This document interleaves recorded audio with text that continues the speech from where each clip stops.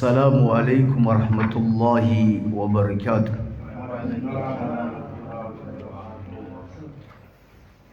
Innal hamdalillah nahmaduhu wa nasta'inuhu wa nastaghfiruh wa na'udzu billahi min shururi anfusina wa min sayyiati a'malina. May yahdihillahu fala mudilla lahu ومن يضلل فلا هادي له.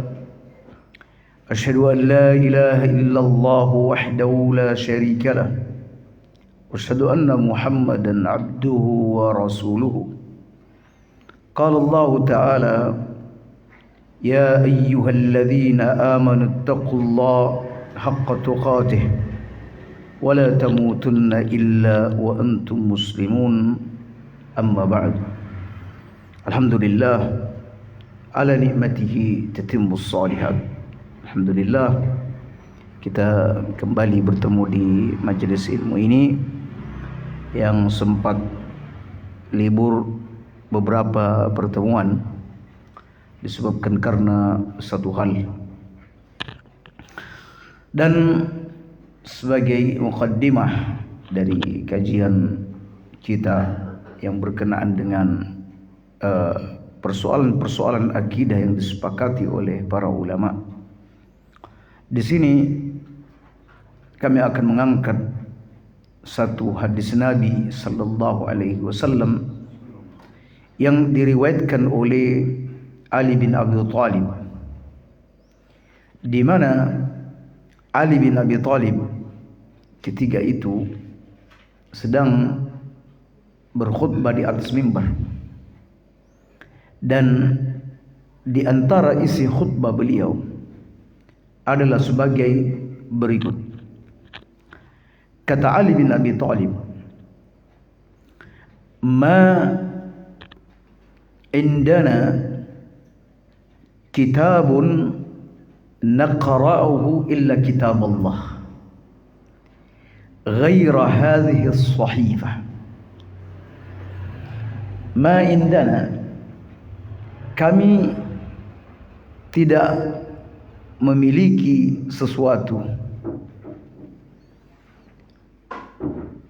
kitab yang kami baca melainkan kitab Allah, melainkan Al-Quran. Di sini Ali bin Abi Thalib menggunakan kalimat kami karena di sana ada berita atau merebak berita yang dihembuskan oleh orang-orang Syiah yang mengaku pencinta Ahlul Bait. Mereka memiliki anggapan bahwa selain kitabullah ada ilmu-ilmu yang Rasulullah sallallahu alaihi wasallam khususkan atau peruntukkan untuk Ahlul Bait, yang tidak diajarkan dan tidak diberikan kepada selain Ahlul Bait. Jadi tidak diberikan, tidak diajarkan kepada selain Ahlul Bait. Jadi ilmu-ilmu itu hanya diperuntukkan khusus untuk Ahlul Bait, khususnya lagi kepada Ali bin Abi Thalib. Dan Anda perlu tahu bahwa mereka orang-orang Syiah ini berlaku hulu terhadap Ahlul Bait, di mana di antara bentuk kehuluan mereka, mereka menolak kepemimpinan Abu Bakar, Umar, Utsman, hingga belakangan mereka disebut sebagai Syiah Rafidhah, Syiah yang menolak kepemimpinan tiga khalifah ini. Mereka beranggapan bahwa Abu Bakar, Umar merampas kepemimpinan yang semestinya dipegang atau diduduki oleh Ali bin Abi Thalib. Walaupun sebenarnya klaim-klaim seperti ini batil, tidak ada kebenarannya, karena terpilihnya Abu Bakar As-Siddiq sebagai pemimpin itu berdasarkan kesepakatan dari orang-orang Muhajirin dan orang-orang Ansar. Dan sepeninggal Abu Bakar As-Siddiq, Umar bin Khattab menjadi pengganti Abu Bakar itu atas penunjukan langsung Abu Bakar As-Siddiq, dan setelah itu disepakati oleh para sahabat. Sepeninggal Umar bin Khattab, maka terangkanlah Utsman bin Affan. Itu juga berdasarkan hasil musyawarah dari beberapa orang yang ditunjuk oleh Umar bin Khattab, dan setelah itu disepakati kepemimpinan Utsman bin Affan. Setelah Utsman bin Affan, lalu terangkatlah Ali bin Abi Thalib berdasarkan keumuman atau mayoritas para sahabat Nabi sallallahu alaihi wasallam, atau bahkan seluruh sahabat Nabi, waalaikumsalam, kecuali Muawiyah yang ada di Syam.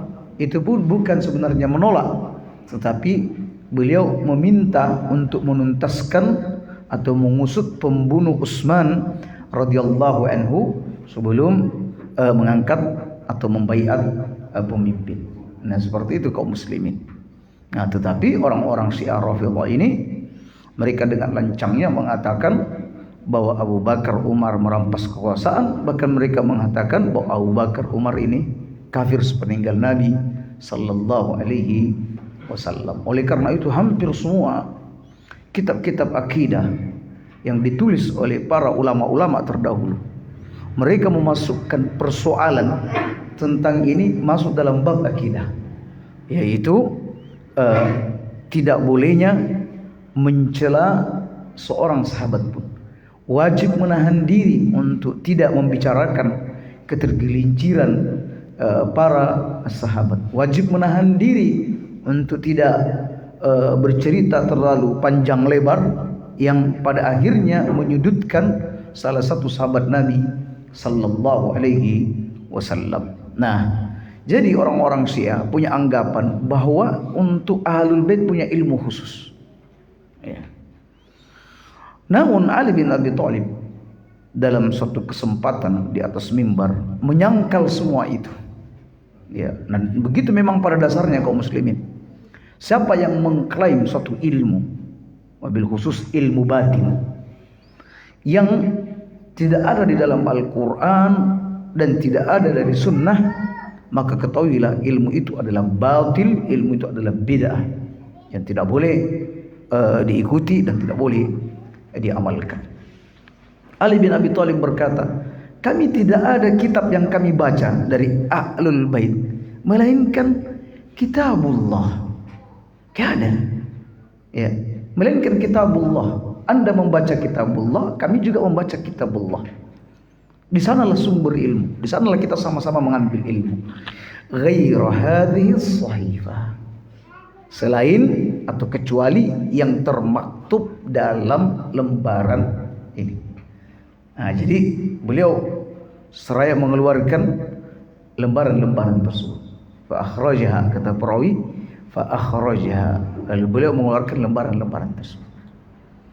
Dan lembaran-lembaran ini kaum muslimin, jika dilihat ya dari dekat, dipelajari, isinya pun sudah diketahui oleh kaum muslimin.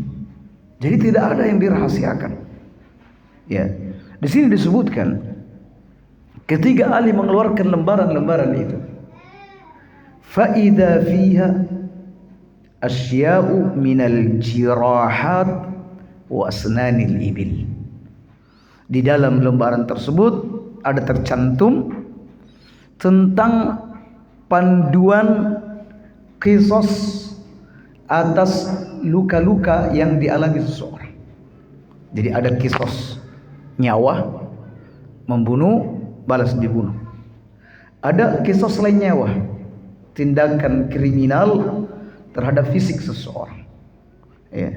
Jadi mata dibalas dengan mata, ya.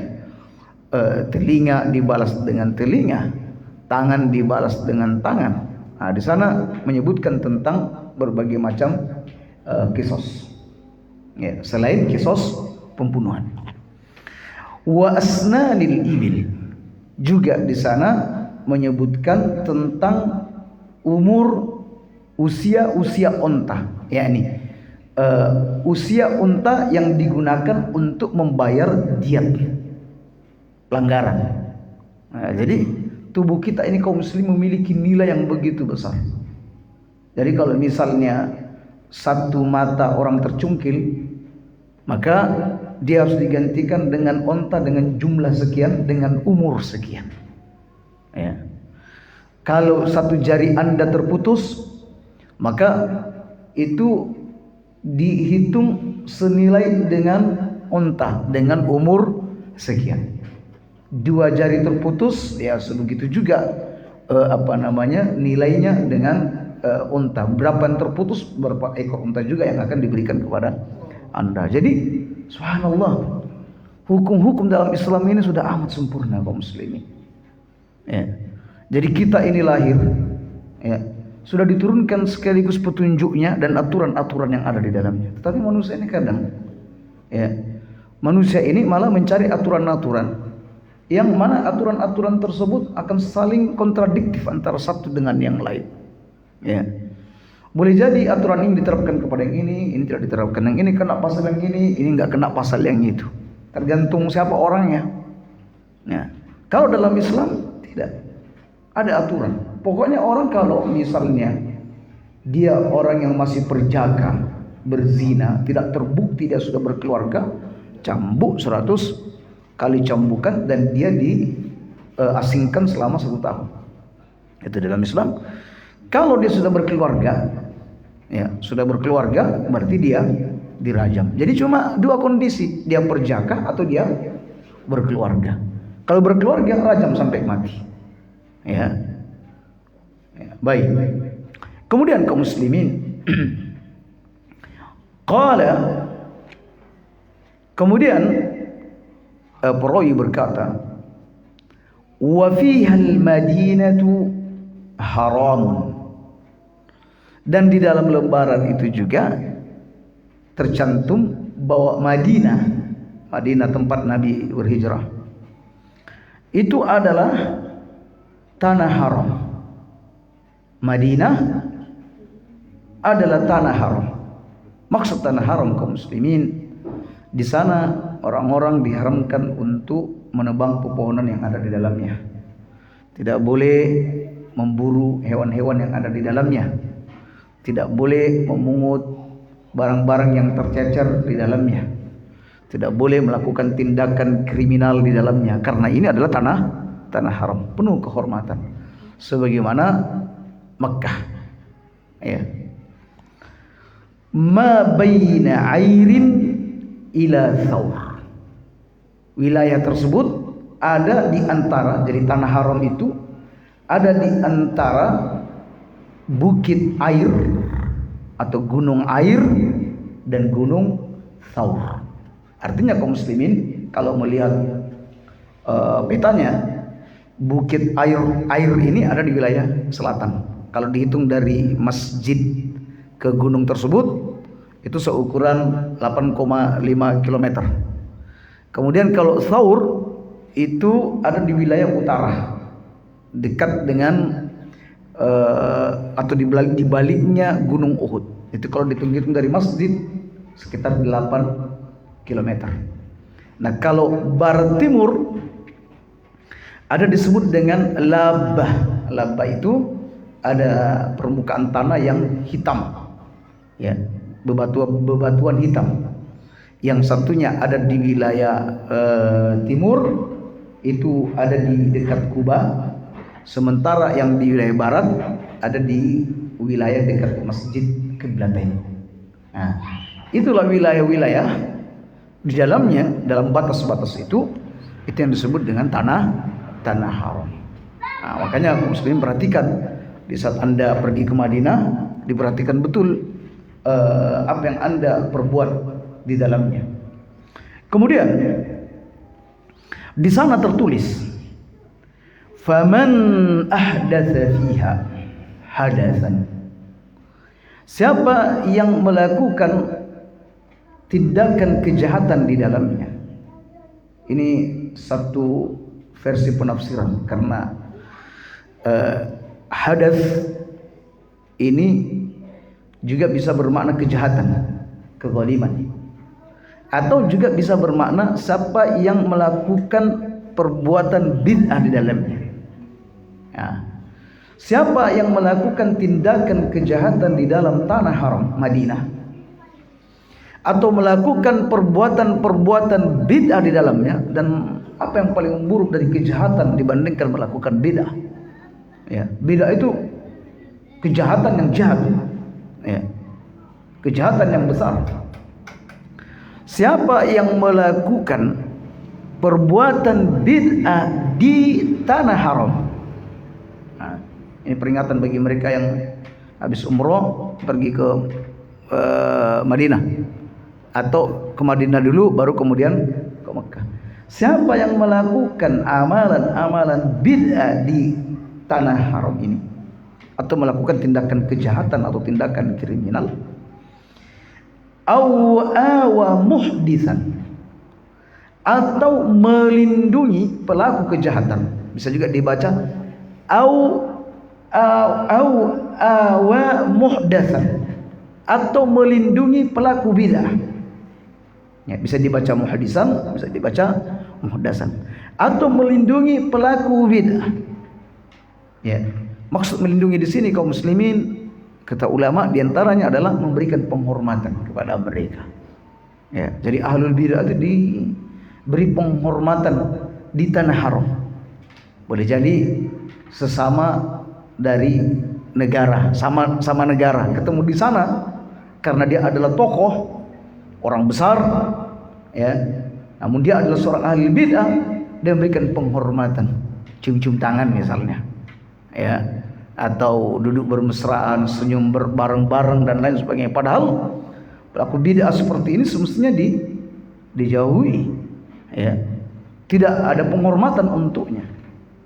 Nah, barang siapa yang melakukan perbuatan bid'ah dan memberikan perlindungan kepada pelaku bid'ah di dalamnya, apa akibat yang ia dapatkan? Fa'alaihi la'natullah, maka baginya laknat Allah wal malaikati wan nasi ajma'in. Laknatnya juga dari malaikat dan juga laknat dari seluruh manusia. Subhanallah kaum muslimin.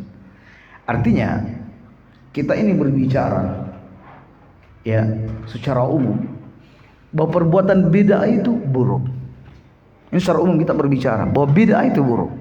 Bid'ah itu kaum muslimin adalah, kalau sisi bahasa, dari sisi bahasa Arab, ketika Anda mencipta sesuatu yang tidak ada contoh sebelumnya, ya, itu namanya bid'ah. Itu dari sisi bahasa. Tetapi dari sisi syariat, bid'ah itu adalah Anda mencipta suatu amalan yang berkaitan dengan urusan agama tanpa ada dalil. Anda mencipta suatu amalan agama yang tidak memiliki dasar dalil. Nah, itu bid'ah. Dan bid'ah ini kaum muslimin, ya, bid'ah ini ada bid'ah dari sisi adat, ada bid'ah dari sisi agama. Bid'ah dari sisi adat atau bid'ah dari sisi keduniaan tidak diragukan lagi, ini mubah. Tapi kalau bid'ah dari sisi agama, maka semuanya adalah buruk. Tidak ada bid'ah yang namanya bid'ah hasanah, itu tidak ada. Semua bid'ah adalah sayyi'ah. Antara Nabi SAW bersabda, kullu bid'atin dhalalah. Itu amat jelas, terang benderang. Nabi juga bersabda, man 'amila 'amalan laisa 'alaihi amruna fa huwa raddun. Amat jelas ungkapan seperti ini. Juga firman Allah, al-yauma akmaltu lakum dinakum wa atmamtu 'alaikum ni'mati wa raditu lakumul Islam dinan. Hari ini aku sudah sempurnakan agama. Alias agama ini jika sudah sempurna, dia tidak butuh penambahan, dia juga tidak butuh pengurangan. Bid'ah ini kaum muslimin ada berkaitan dengan i'tiqad. masalah keyakinan. Ya, masalah keyakinan. Dan ada juga bid'ah yang berkaitan dengan amaliyah. Ya, terkait dengan amal. Jadi mencakup keyakinan. Kadang ketok perbuatannya bagus, tetapi sisi niat juga salah. Contoh misalnya, ini ada orang mau melakukan perayaan misalnya Maulid atau perayaan Isra Mi'raj. Ya. Lalu diselenggarakanlah sebuah acara. Ya sudah, nggak ada pakai rebutan telur, rebutan ayam atau apalah, nggak ada pokoknya. Cuma ya ceramah saja, khutbah kebaikan, nasihat kebaikan. Kelihatannya secara zahir bagus, tetapi secara niat tetap saja salah. Ya salah kaum muslimin. Karena apa? Tetap saja di situ ada niat untuk merayakan sesuatu yang tidak ada contoh dan dasar dari Nabi Sallallahu Alaihi Wasallam. Perayaan 1 Muharram misalnya, 1 Muharram, orang-orang mungkin secara zahir melihat ini bagus untuk syiar Islam, api-api. Ya, di situ bisa menampilkan orang pakai sorban, menampilkan onta. Bagi mereka itu adalah syiar Islam, walaupun tidak ada sangkut pautnya. Ya, bagi mereka hal ini adalah syiar. Tetapi kaum muslimin secara niat juga sudah salah. Jadi amalan-amalan dalam Islam ini tidak hanya sekedar zahir, tetapi juga batin atau zahir. Nah, baik kaum muslimin. Tentu kaum muslimin, bid'ah ini ada yang menyebabkan keluar dari Islam. Ya, ini bid'ahnya berat. Ya, semisal ada orang melakukan permintaan, meminta kepada orang-orang yang telah mati. Ya, minta kepada orang yang sudah mati, yang sudah tidak bisa lagi mendengar, tapi dia minta kepadanya. Dan ada bid'ah yang mufassiqah, yang membuat pelakunya berdosa, pelakunya fasik. Ala kulli hal, semua bid'ah itu buruk. Dan kaum muslimin, bid'ah ini terjadi banyak faktor. Faktor yang paling kentara, yang paling jelas adalah jahilnya terhadap ilmu syariat. Orang melakukan amalan-amalan yang bertentangan dengan dari syariat, amalan-amalan bid'ah, karena jahil terhadap hukum syariat. Anda mungkin baru mendengar perdebatan tentang son horeg gitu ya. Bayangkan pelaku son itu ya tampil gagah, ya mengatakan bahwa son ini halal.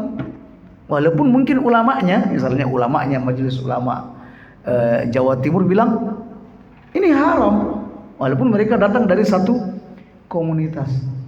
Ya, di antara alasan mereka mengatakan bahwa ini halal karena banyak orang suka, kata dia. Banyak orang suka. Buktinya ketika di ini joget-joget juga, kata dia. Ketika ditanyakan terus, bagaimana dengan orang yang terganggu dengan itu? Mereka jawab, lah kalau begitu mestinya sholawatannya para habib yang ada di lapangan itu juga diharamkan karena mengganggu juga orang di sana. Mestinya azan atau sholawatan yang menggunakan mic itu juga diharamkan karena itu mengganggu. Ya, akhirnya Muya juga bingung karena dibalas dengan jawaban seperti itu. Ya, karena tidak menyentuh pada dasar. Ya, alhamdulillah kalau kita jelas bukan karena hanya sekedar mengganggu orang, ya memang karena alat musiknya memang tidak boleh. Selesai sudah urusannya. Ya. Terus mereka lagi mengatakan bahwa kalau seandainya ini dihentikan, di sana banyak mata pencarian orang yang terhenti. Anak-anak mereka sekolah, anak-anak mereka butuh makan, istri mereka butuh makan. Nah, kalau dipatwakan haram terus bagaimana nasib mereka? Ini sudah alasan yang sering digunakan orang-orang yang tidak mau berhenti dari hal-hal yang diharamkan oleh Allah. Ya, sama ketika Anda membahas tentang rokok misalnya, rokok nggak boleh, sak tembakonya juga nggak boleh misalnya. Lalu mereka berkata, kalau ini diharamkan, bagaimana mereka-mereka yang bekerja di pabrik-pabrik rokok? Bagaimana orang yang bekerja yang petani tembakau? Bagaimana nasib mereka? Nah, naik lagi tentang masalah miras. Ya, pernah ada miras ditutup. Alasan mereka katanya, ini ada berapa ribu orang yang harus dipecat kalau miras ini ditutup. Ya, berapa banyak orang ini, berapa banyak devisa negara yang hilang, turis-turis lagi tidak. Subhanallah, itu semua alasan-alasan datang dari syaitan kaum muslimin untuk melegalkan sesuatu. Sama ketika misalnya tempat mucika wanita tunasusila atau para pezina yang ada di Surabaya itu, di mana namanya itu dulu? Doli ya, zaman itu mau ditutup, diprotes. Alasannya nanti apa kehidupan mereka? Ya, bagaimana nasib anak-anak mereka? Orang kaum muslimin kalau sudah diberitahukan bahwa itu adalah haram, maka seketika itu juga dia akan menghentikan pekerjaan dia tanpa bertanya nanti bagaimana kehidupan saya selanjutnya. Ya. Ditambah lagi ada dai muncul di televisi lalu ngomong, ini kadang ada dai-dai salafiyah, dai-dai wahabi, kalau bilang haram sekalian tanpa ada hikmah. Saya punya teman bank itu katanya tiba-tiba berhenti karena difatwakan haram. Setelah itu hidup dalam susah, menjadi meminta-minta. Ini karena fatwanya tidak hikmah. Ya. Ini kenapa ada dai berbicara seperti ini? Kalau mau cari contoh, banyak juga contoh orang yang meninggalkan bank, setelah itu hidupnya berkah, lalu kemudian dia mendapatkan kekayaan dari harta yang lain. Jadi tidak boleh dia hanya membawa satu kasus, ya, lalu kemudian mengatakan, nggak boleh langsung menghantam haram, harus bertahap. Nah, ini dai-dai seperti ini harus diwaspadai karena justru inilah yang akan melestarikan hal-hal yang sebenarnya tidak dibolehkan Allah dan Rasulnya. Nah, jadi mental seperti ini kaum muslimin mengatakan nanti anaknya makan apa? Ini adalah sebuah mental yang terkalahkan. Ya. Orang-orang seperti ini untuk mengalahkan musuh-musuh Allah sudah tidak bisa diharapkan lagi. Untuk meninggalkan sesuatu yang hal seperti ini, ya, yang merupakan kaitan dengan pribadinya mereka sudah tidak bisa meninggalkannya. Lalu bagaimana hendak membantu saudaranya semuslim? Kemudian subhat yang mereka buat lagi, janganlah majelis ulama sebentar-sebentar memfatwakan haram. Janganlah seperti itu. Ya, ini memang karena bodoh kaum dalam urusan agama. Terus kalau ulama tidak bersuara, tidak memfatwakan sesuatu yang tampak jelas akan keharamannya, terus siapa lagi? Sadar enggak mereka bahwa Nabi menyebutkan bahwa kita ini berada di dalam satu perahu. Ada yang di lantai dasar, ada di lantai atas. Yang mana di atas itu stok air diletakkan di atas. Orang bawah jika membutuhkan air, mereka harus naik ke atas. Sehingga orang-orang di bawah berpikir, kalau kita terus naik ke atas, ini kan akan mengganggu orang yang di atas.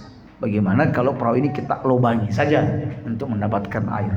Nah, kaum muslimin, kalau orang yang di atas tidak memberikan peringatan yang di bawah, yang di atas tidak mau ngomong, maka ketahuilah kaum muslimin, semua akan tenggelam dalam perahu tersebut. Siapa saja tenggelam. Ada lagi yang berkata, itu orang-orang kafir, orang-orang Yahudi, Nasara itu yang semestinya perlu diingkari. Ngapain urusan kaum muslimin? Kaum muslimin mereka itu ada di perahu yang lain, di perahu yang berbeda. Mereka mau tenggelam nggak masalah. Kita ini ada di perahu yang lain yang berbeda dengan mereka. Oleh karena sekecil apapun kemungkaran, jika itu sudah pasti kemungkarannya, semestinya kita berikan peringatan agar kita tidak tenggelam bersama di perahu yang besar ini. Baik kaum muslimin. Jadi umumnya bid'ah itu dilakukan karena apa? Ya, karena kebodohan mereka terhadap ilmu syariah. Yang kedua, karena fanatisme buta terhadap pendapat seseorang.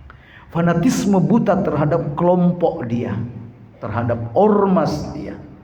Ya, sehingga dia sudah tidak tahu mana benar, mana yang salah. Intinya apa yang dikatakan oleh kiai ini atau ustadz ini, maka dia akan mengikuti baik benar ataupun salah. Kemudian kaum muslimin, tentu bid'ah juga dilakukan karena banyaknya hadis-hadis palsu yang tersebar di tengah umat. Nah, baik, kita lanjutkan. Kemudian waman, itu yang pertama. Waman wala qauman bighairi izni mawalihi fa alaihi la'natullah wal malaikati wan nasi ajmain. Siapa yang memberikan loyalitasnya kepada majikan, kepada orang lain tanpa izin majikannya. Ini terkait dengan perbudakan. Jadi kalau ada seorang budak yang dimerdekakan oleh seseorang, semestinya loyalitas dia diberikan kepada orang yang merdekakan dia, bukan kepada orang yang tidak memerdekakan dia. Siapa yang lebih loyal kepada orang lain bukan kepada majikannya, maka baginya laknat Allah, laknat malaikat, laknat seluruh manusia, tidak diterima taubatnya pada hari kiamat, dan juga tidak diterima tebusan darinya. Baik, itu yang kedua. Yang ketiga, kaum muslimin, wa dhimmatul muslimina wahidatun. Jaminan keselamatan, pemberian jaminan keselamatan dari kaum muslimin itu adalah satu. Wa yas'a biya adnahum. Bahkan walaupun yang memberikan jaminan keselamatan atau perlindungan itu adalah orang yang paling rendah kedudukannya di antara mereka. Faman akhfara musliman, siapa yang merusak perjanjian atau jaminan keselamatan seorang muslim, makanya bagi laknat Allah, laknat malaikat, manusia, dan seterusnya. Kaum muslimin, maksudnya apa? Maksudnya kita ini satu tubuh, kaum muslimin. Ketika ada musuh misalnya, dia ada dalam ketakutan, lalu datang kepada Anda minta perlindungan, tolong lindungi saya. Lalu Anda berkata, ya Anda dalam lindungan saya, terus masuk rumah saya. Lalu setelah itu Anda berkata, wahai kaum muslimin, si fulan ada dalam jaminan saya, ada dalam lindungan saya, oh jadi ganggu. Maka ketika ada orang yang sudah ada dalam jaminan seorang muslim, tidak boleh ada muslim lain yang apa? Yang mengganggunya, apalagi sampai membunuhnya, tidak boleh. Nah, bahkan kaum muslimin di sini disebutkan orang yang kedudukannya paling rendah sekalipun memberikan jaminan dalam Islam itu harus dihormati. Bahkan seorang wanita berkata bahwa si fulan ada dalam jaminan saya, gak boleh ada yang merusak perjanjian. Hebatnya Islam, kaum muslimin. Tidak lihat perbedaan antara laki perempuan jenisnya, atau ada yang stratanya lebih tinggi mana rendah. Ini adalah kebaikan dalam Islam. Jadi siapa yang memberikan perlindungan, maka perlindungan itu sah. Nah sekarang kita lihat kaum muslimin, ada orang dari luar diberi perlindungan oleh negara, kasih visa, kasih ini, masih aja tetap diganggu. Ya dirampok barangnya lah, bahkan kadang dibunuh dan lain sebagainya. Ya, jadi ini tentu amat buruk. Nah kaum muslimin, sebenarnya dari beberapa isi dari khutbah ini kaum muslimin, sebenarnya yang paling kita mau sorot di sini adalah tentang persoalan memberikan perlindungan kepada ahlul bidah. Maksudnya di sini memberikan penghormatan kepada ahlul bidah. Kaum muslimin, memberikan penghormatan kepada ahlul bidah memiliki dua efek yang buruk. Efek yang pertama, setidaknya dua efek yang buruk. Efek yang pertama kaum muslimin, bahwa orang-orang awam akan terpedaya. Ya, orang-orang awam akan terpedaya. Terpedaya di mana? Oh, si fulan yang sering dibincangkan bahwa dia adalah ahlul bid'ah misalnya. Loh kok ternyata si ustadznya juga duduk bareng, baru saling foto-foto, peluk-pelukan, ya, saling memuji, ya, saling memuji di antara mereka. Kan aneh misalnya. Sehingga orang-orang awam pun terpedaya. Oh, berarti si fulan ini tidak masalah. Ini si fulan pasti orang yang mulia. Nah, termasuk di antaranya penghormatan itu kaum muslimin adalah memberikan tempat, memberikan panggung, memberikan mimbar, ya. Diundang, tahu dia adalah orang-orang yang suka menyebarkan kebid'ahan di tengah umat. Pas ada kajian-kajian umum diundang, suruh ceramah. Kan aneh kaum muslimin. Hal ini tidak boleh dilakukan, memberikan penghormatan kepada orang seperti ini. Terus yang kedua kaum muslimin, orang pelaku bid'ah jika mendapat penghormatan, maka dia akan merasa bahwa amalan dia itu bagus. Buktinya nggak ada pengingkaran. Semakin memotivasi dia untuk melakukan amalan bid'ah. Kadang kita kaum muslimin ada acara-acara walimah misalnya, ya, yang ceramah ya sudahlah undang ustadz sunnah misalnya, yang mau mengajarkan sunnah. Tapi pas doa kasih orang yang nemen ahli bid'ah misalnya.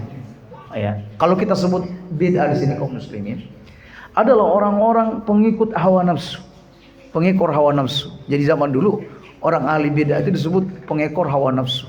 Karena ahli bid'ah ini dia mau diberi dalil apapun tidak terima. Dia lebih suka mengikuti akal dan perasaan dia. Dia lebih suka mengikuti pendapat nenek moyang mereka walaupun tidak ada dalilnya. Ini namanya ahlul bid'ah. Ya. Tapi perlu diingat kaum muslimin, ada orang yang melakukan bid'ah tapi bukan ahlul bid'ah. Dia cuma sekedar ikut-ikutan aja. Dia nggak ngerti belas dia. Ya. Tapi ada dai-nya, pengajaknya. Ya. Bahkan dia suka membuat subat-subat di tengah umat. Sunnah yang sudah jelas sunnahnya itu dibuat kabur semuanya. Nah, waspadalah dengan orang-orang yang punya model seperti itu. Tidak boleh diberi panggung, walaupun hanya sekedar berdoa. Ya, kepada bapak ini misalnya, karena mungkin dia memiliki gelar apa gitu dan lain sebagainya, suruh berdoa. Entah nanti kalau berdoa macam-macam juga doanya. Orang-orang awam, ya kebanyakan kita mungkin tidak ngerti bahasa Arab. Ya, entah doanya sudah menyimpang ke sana kemari, mengaminkan juga amin, amin, amin, amin. Nah, ini kan berbahaya kaum muslimin. Nah, jadi jangan beri panggung untuk mereka-mereka yang gemar mengikuti hawa nafsu mereka. Ya, baik kaum muslimin. Jadi pelaku bid'ah ini tentu adalah orang-orang yang merobohkan agama. Mereka adalah orang-orang yang menghancurkan sendi-sendi agama. Oleh karena itu dia tidak berhak untuk mendapatkan pengagungan dan penghormatan. Kemudian yang terakhir kaum muslimin, persoalan melakukan bid'ah, begitu beratnya melakukan bid'ah di kota Madinah. Kenapa kaum muslimin? Sebab seandainya di kota Madinah ini orang-orang tidak mendapat hukuman keras, lalu kemudian mereka berbuat bid'ah sesukanya di sana, penduduknya juga berbuat bid'ah di sana, maka ketahuilah kaum muslimin, Islam ini datang dari Madinah. Mekah turun di Madinah juga, lalu kemudian ajaran Islam ini menyebar ke seluruh penjuru dunia. Kalau seandainya mereka melakukan bid'ah di sana, ulama-ulamanya juga melakukan bid'ah di sana, terus bagaimana dengan orang-orang yang ada di negeri yang jauh? Pasti akan menjadikan Madinah sebagai acuan. Mereka mengatakan, kalau di Madinah, orang Mekah lo kayak ini. Alhamdulillah kaum muslimin, Mekah, Madinah dijaga dari hal-hal seperti ini. Justru wilayah-wilayah yang jauh justru banyak mencela.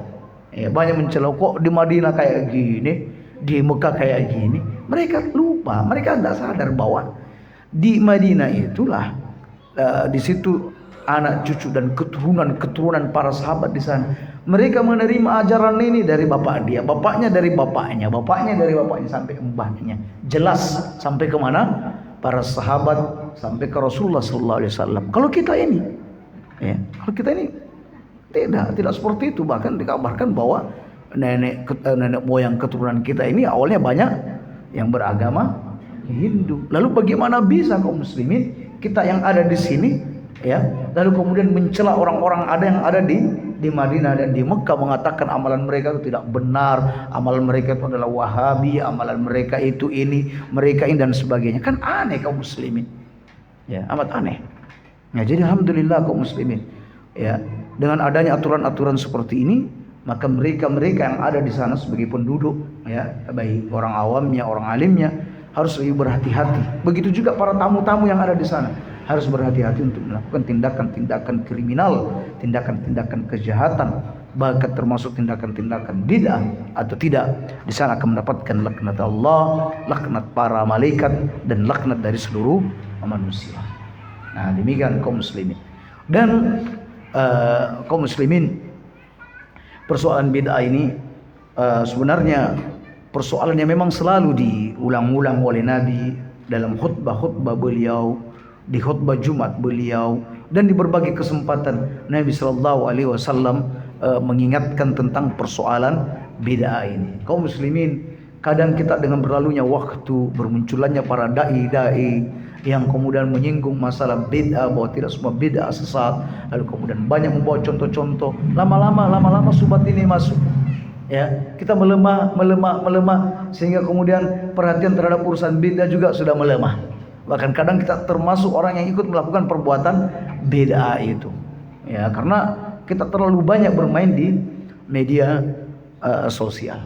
Oleh karena itu kaum muslimin perlu diingat bahwa di antara celah aib bagi seorang penuntut ilmu adalah ketika dia lebih banyak menuntut ilmu di media sosial dibanding dia hadir di majelis ilmu. Itu adalah aibnya, kelemahan bagi para penuntut ilmu. Kaum muslimin, orang yang datang di majelis ilmu sebagaimana disabdakan oleh Nabi, maka disitulah turun ketenangan, sakinah dan lain sebagainya.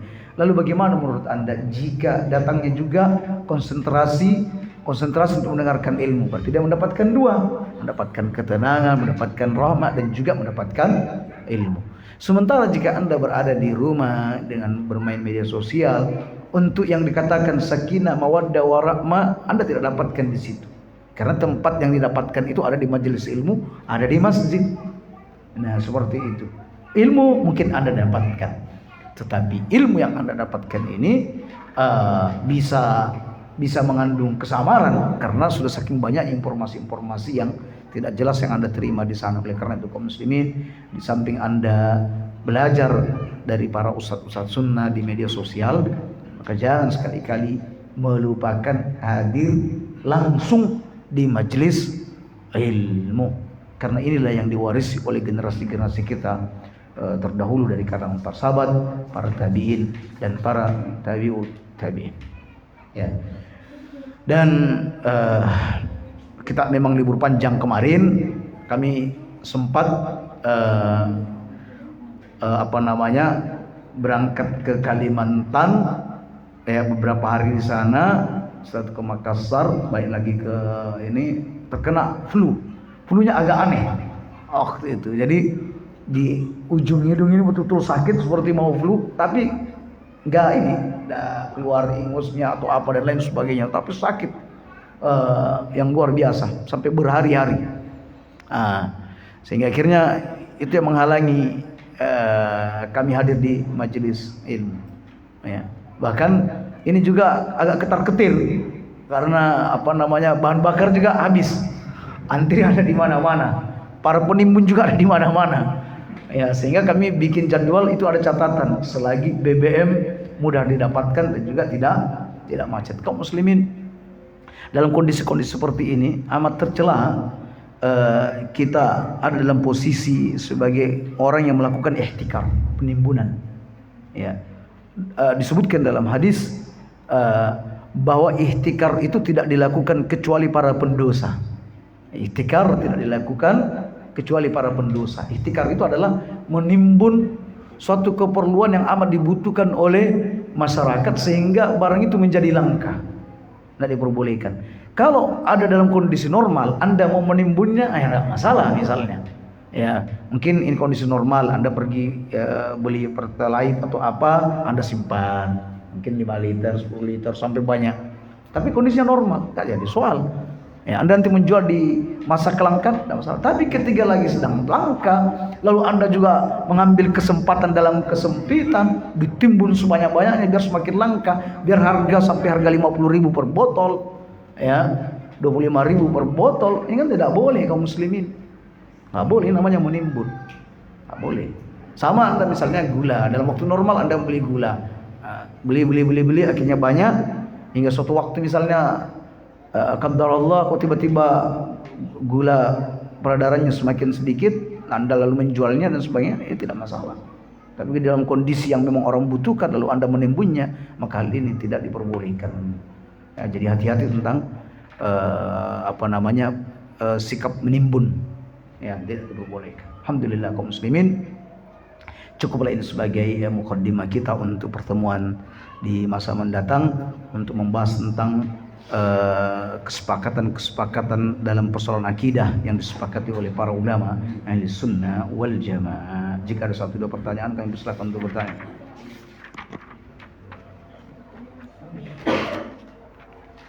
Nah, izin bertanya.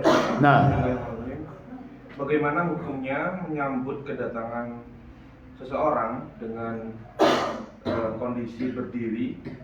Pada awalnya dia duduk, kemudian dia berdiri dengan niat untuk bersalaman dengan orang yang baru datang ini. Apakah ini termasuk perbuatan hulu? Baik.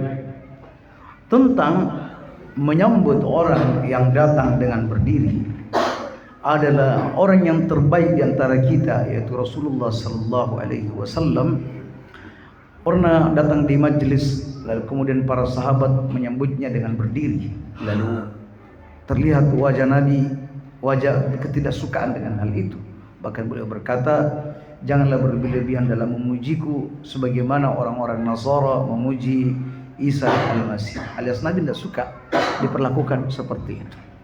Bahkan Nabi sallallahu alaihi wasallam pernah sholat dengan kondisi duduk. Ketika itu beliau sakit. Lalu orang-orang berdiri di belakangnya.